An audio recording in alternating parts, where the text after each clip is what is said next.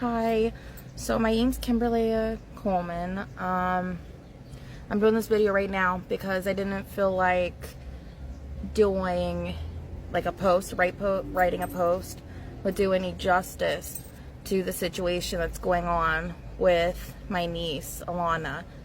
So my sister Carissa does not have Alana, but Alana is safe. She's not in CPS custody or Child Protective custody. She was given to my aunt and my uncle, which was who Carissa was staying with. Carissa was kicked out of this house, I think, Wednesday morning, from what Jennifer was telling me. I'm tagging Jennifer with this post because she has paperwork, just proof of the whole situation that I'm going over. She is just co-signing on this post. Carissa is going to end up in jail, and I hope she does. And she needs to be in a mental hospital more than anything.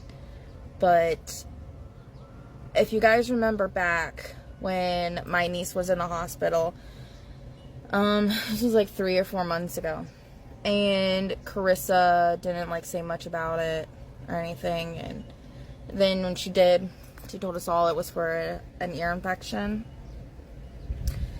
And it really wasn't. My niece had like a boil on her butt, and my sister let it go way too long.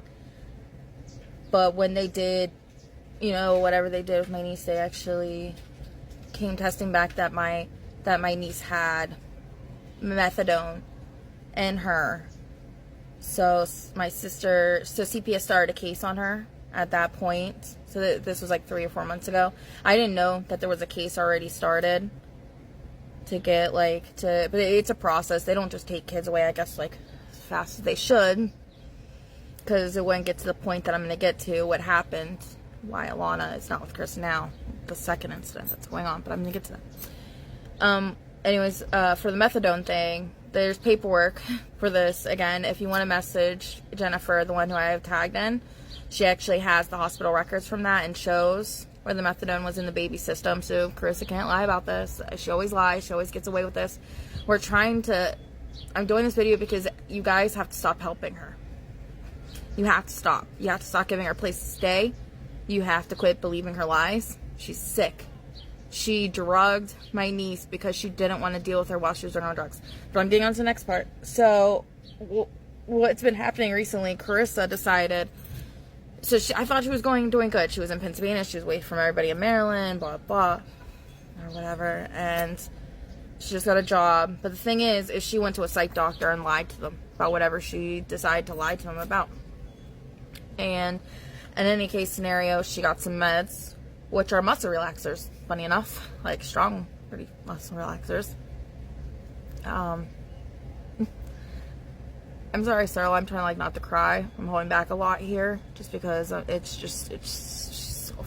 so fucked up. So she would take these same muscle relaxers, and she would take these muscle relaxers and lock herself up in this room. You know how she'll go for like weeks and not talk to anyone online or anything. She would tell us it was because her Wi-Fi wasn't working or something, but that was actually a lie. I found out because I just talked to the person she lives with. Wi-Fi is just fine. There's no problem. And she would take this over. She would just start taking all her medicine at once. That's why like she'll come online and actually talk when she's out of it, because she's out of her meds and she's like, coherent. But when she's on the meds, she like blacks out pretty much. But she goes upstairs. She's up in this like room, and she won't come down for like 12-hour periods, and she just has the baby up there, and they think she's staying there. They check on the baby, of course, and stuff. But anyways, what came to the point is Wednesday or whatever day it was, Carissa was acting all crazy on her meds, and at like 1 o'clock in the morning or something, 2 o'clock in the morning, walked on Jennifer's door, my aunt, and was like, I need some air. So she walked out. She left. By the way, she didn't come back till Friday. Like, they didn't even know where she went, by the way, any of that. But so she's like, I need to go get some air. She left Alana there, which Jennifer had her door open and had the baby's door open so she could hear her. But she went to go see the baby because it was kind of weird. The baby was like, usually wakes up at like a certain time, and between like 6 and 7 or whatever, and the baby didn't wake up until like 9 or 10, which was weird. So Jennifer went and checked on the baby, of course, and she just was covered in pee and like all this other stuff, and I don't know, but she was really drowsy and acting weird. The baby was acting weird. And this is like not even a 1-year-old. I think 10 months old. She took her to the CPS, like child protective place, to have her checked, like just see, and they said no, you need to take her to the hospital. So she went to the hospital, and they found the same medicine that Carissa is taking in the baby system. So she was drugging the baby.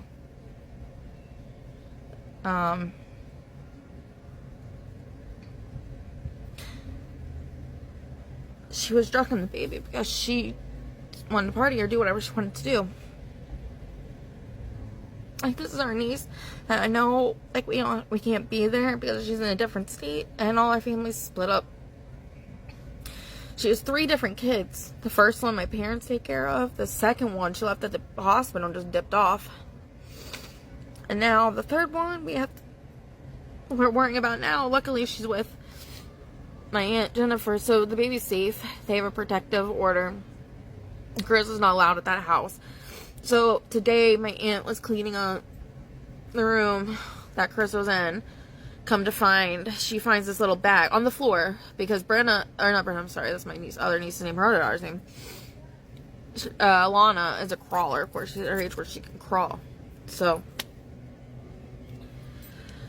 she crawls on the floor like she's gonna hold up anything. So just stop being sick, keep that in your mind while I tell you the rest of this. So she's cleaning the room, not letting Chris, so she didn't let Chris back in. Chris has been trying to bang on the walls, on the doors, like windows to get back in this house, and they're not letting her back in. Alana's in the house, they're not gonna let her near it. The police already said call them if she comes near the house, and so they had to call the police nonstop.